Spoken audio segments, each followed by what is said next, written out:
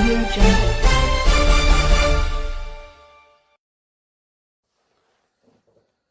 नमस्कार दोस्तों, मैं हूं राकेश अचल और आप देख रहे हैं अपना YouTube चैनल चक्षुदर्शी, जो कि जनता का माउथपीस है, जनता के मन की बात करता है। दोस्तों, आज एक बहुत महत्वपूर्ण विषय पर मैं आपके सामने उपस्थित हुआ हूं, लेकिन इस वीडियो के अंत तक अगर आप नहीं रहेंगे तो आप इस विषय की सच्चाई को और गंभीरता को शायद न समझ पाएं।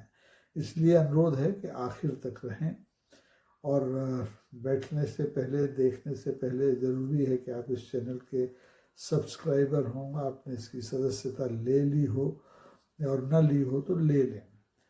दोस्तों, इस समय आपने देखा कि देश में पिछले क्या कहना चाहिए 20 जुलाई से देश की संसद और देश हंगामे में डूबा है। सड़क पर हंगामा है, संसद के भीतर हंगामा है, महत्वपूर्ण मसलों पर बात नहीं हो रही है, विधेयक पर काम नहीं हो पा रहा है, बहसें नहीं हो रही हैं। और इसी शोरगुल में दब गया है हमारे देश का सबसे बड़ा अंतरिक्ष संस्थान इसरो। इसरो में संकट के बादल छाए हुए हैं और क्या कोई बड़ा खेल वहाँ होने जा रहा है, इस पर कोई बात नहीं कर रहा है। न विपक्ष कर रहा है, न सरकार कर रही है, न वैज्ञानिक कर रहे हैं। जबकि आपने देखा कि पिछले दिनों इसरो से धड़ाधड़ इस्तीफे हुए, एक के बाद 100-125 लोगों ने इसरो से नौकरी छोड़ दी। अब सवाल ये है कि इसरो में ऐसा अचानक क्या हो गया है कि इसरो संकट के बादलों से घिर गया है, जबकि ये तो बादलों के पार जाने वाली संस्था है। और इसरो देश की जो प्रतिष्ठा है उसका प्रतीक है, जो भारत का अंतरिक्ष कार्यक्रम है उसका अग्रणीय संस्थान है ये इसरो। लेकिन पिछले कुछ समय से इसरो में कुछ न कुछ ऐसा हो रहा है जो कि संभावित खतरे का संकेत दे रहा है। या तो ये लग रहा है कि जब से इसरो में या इस रक्षा क्षेत्र में निजी कंपनियों का प्रवेश सरकार ने दिया है तब से ये गड़बड़ियाँ शुरू हुई हैं, या फिर इसके पीछे कोई साजिश है, अंतर्राष्ट्रीय साजिश है, या किसी का नफ़ा नुकसान इसके पीछे छिपा है। देखिए, इसके में एक घटनाक्रम है, उस पर नज़र जब तक आप नहीं डालेंगे तो समझ नहीं पाएंगे कि इसरो में दरअसल क्या हो रहा है और क्यों हो रहा है और इसके लिए कौन जिम्मेदार है।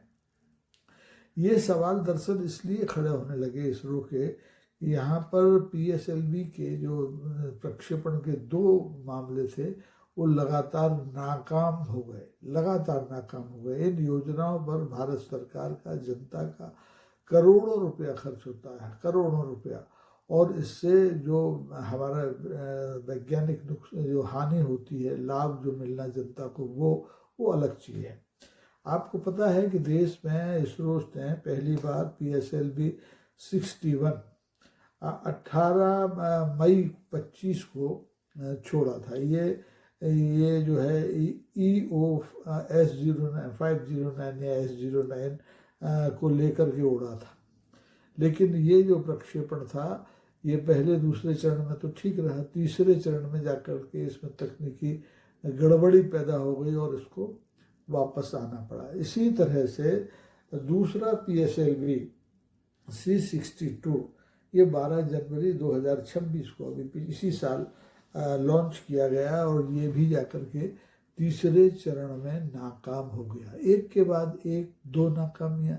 ये इसरो के लिए, देश के अंतरिक्ष कार्यक्रम के लिए एक बहुत बड़ा झटका है। लेकिन इस पर दुर्भाग्य से न संसद में बात हुई, न सड़क पर बात हुई, न हमारे जो 200-250 कुलपति हैं जो राहुल गांधी या प्रियंका गांधी के भाषणों पर टिप्पणी करते हैं, उन्होंने इस पर कोई बात की कि देश के अंतरिक्ष कार्यक्रम का भट्टा आखिर कौन बैठा रहा है, कौन इसके पीछे है। अब मजे की बात ये देखिए कि दोनों ही प्रक्षेपण हमने अपने देश का जो श्रीहरिकोटा में सतीश धवन अंतरिक्ष केंद्र है वहाँ से किए थे और दोनों ही तीसरे चरण में नाकाम हो गए। सवाल ये है कि क्या ये एक संयोग है या इसके पीछे कुछ गड़बड़ है, क्योंकि देखिए एक ही स्टेशन, एक ही लॉन्चिंग वाहन, एक ही लॉन्चिंग सेंटर और एक साथ तीसरे चरण में ही दोनों PSLV का नाकाम होना।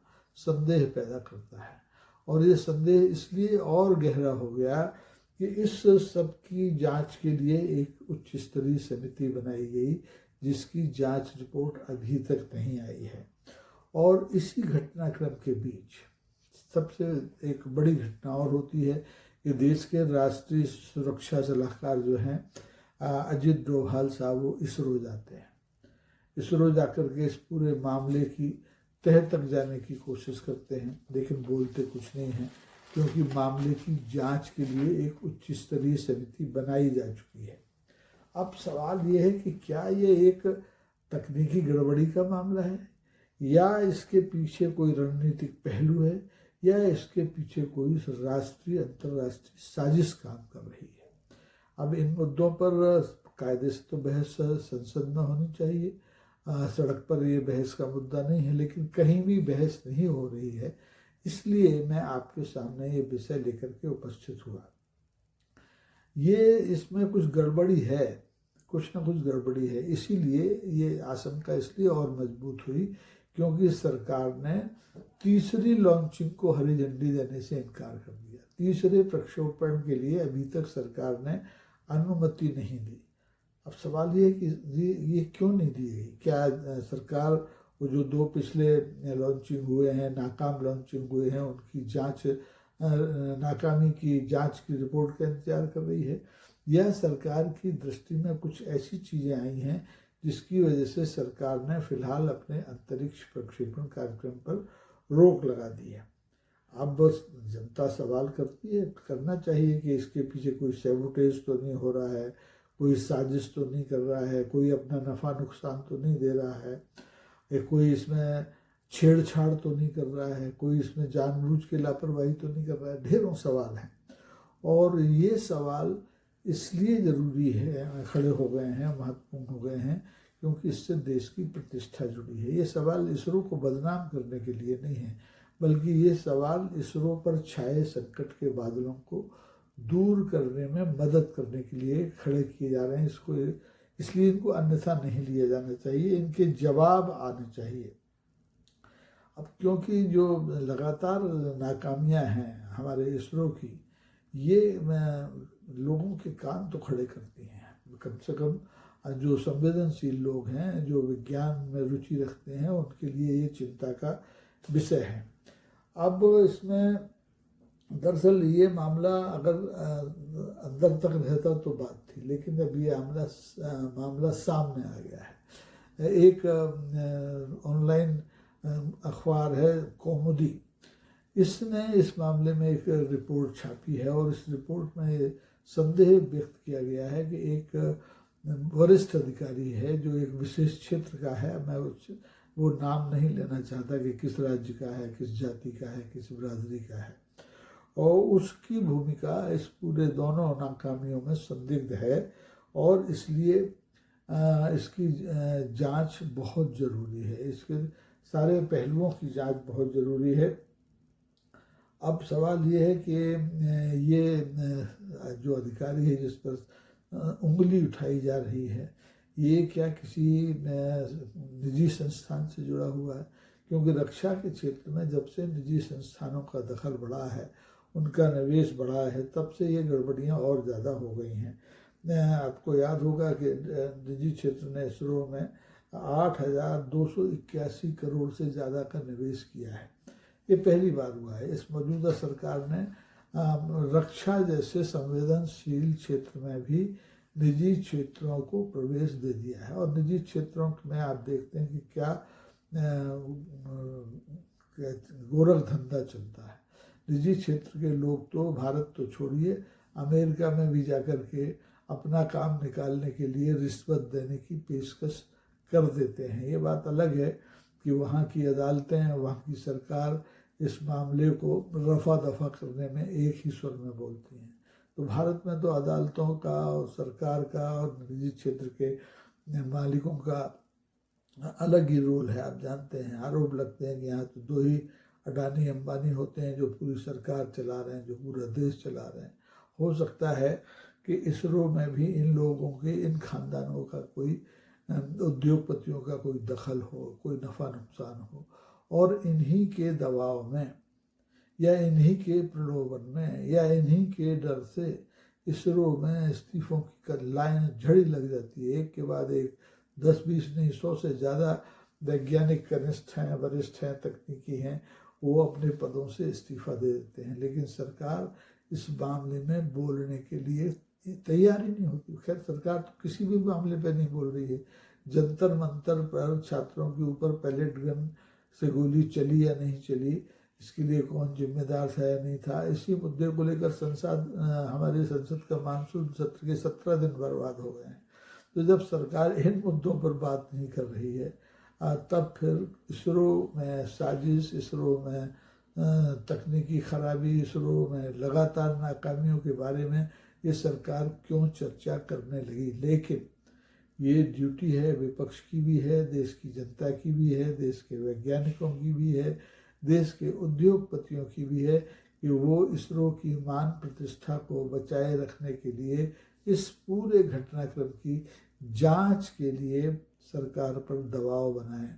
और जो उच्च स्तरीय जांच कमेटी पिछले 2 प्रक्षेपणों की नाकामी के लिए बनी है, उसके तथ्यों को सार्वजनिक करे या उनके तथ्यों के आधार पर गंभीर कार्रवाई करे। अन्यथा जिस संस्थान की वजह से इस देश का अंतर्राष्ट्रीय जगत में थोड़ा बहुत पहचान है अंतरिक्ष के क्षेत्र में, वो भी मिट्टी में मिल जाएगा। मिट्टी में तो हम लगातार हर क्षेत्र में मिलते ही जा रहे हैं, लेकिन हमारी चिंता भी इसरो को लेकर के है।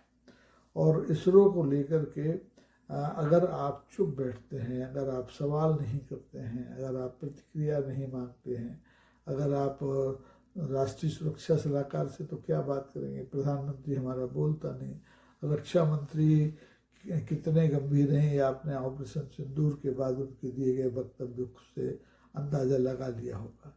तो ये राष्ट्रीय चिंता का विषय है। जिस कौमुदी की मैंने जिक्र की है उसमें जो रिपोर्ट छिपी है उसको संज्ञान में भी लिया जाना चाहिए। इस उच्च स्तरीय जांच कमेटी के दायरे में इसको लिया जाना चाहिए कि उस अखबार ने किस आधार पर एक वरिष्ठ वैज्ञानिक की ओर इंगित किया है, उंगली उठाई है, इशारा किया है। अगर हम इसरो जैसे संवेदनशील मामले में अपनी राष्ट्रभक्ति, राष्ट्र प्रेम, राष्ट्र निष्ठा नहीं जताते हैं तो हमारे ये जितने भी इस समय प्रोपेगेंडा चल रहे हैं, सनातन का, हिंदू मुसलमान का, देश की प्रतिष्ठा का, ये सब बेकार है। इसलिए दर्शकों आपसे अनुरोध है कि आप भले ही संख्या में कम है इस चक्षुदर्शी पर, लेकिन आप अपनी राय खुल करके कमेंट बॉक्स में आकर लिखिए। अगर आपको लगता है कि ये मुद्दा बहस में और आगे तक जाए तो इस वीडियो को शेयर कीजिए, लाइक कीजिए। और अंत में फिर वही अनुरोध कि चक्षुदर्शी के अगर आप सदस्य न बने हों तो 60 रुपये खर्च करके तत्काल सदस्य बन जाइए। सब्सक्राइब कर लीजिए चैनल को, जिससे कि आपको इस तरह के एकदम अछूते विषयों पर बात करने का, बात सुनने का अवसर मिल सके। आज के लिए दोस्तों इतना ही। फिर एक नए विषय के साथ आपके साथ मिलेंगे। तब तक के लिए नमस्कार, जय हिंद, अपना ख्याल रखिए।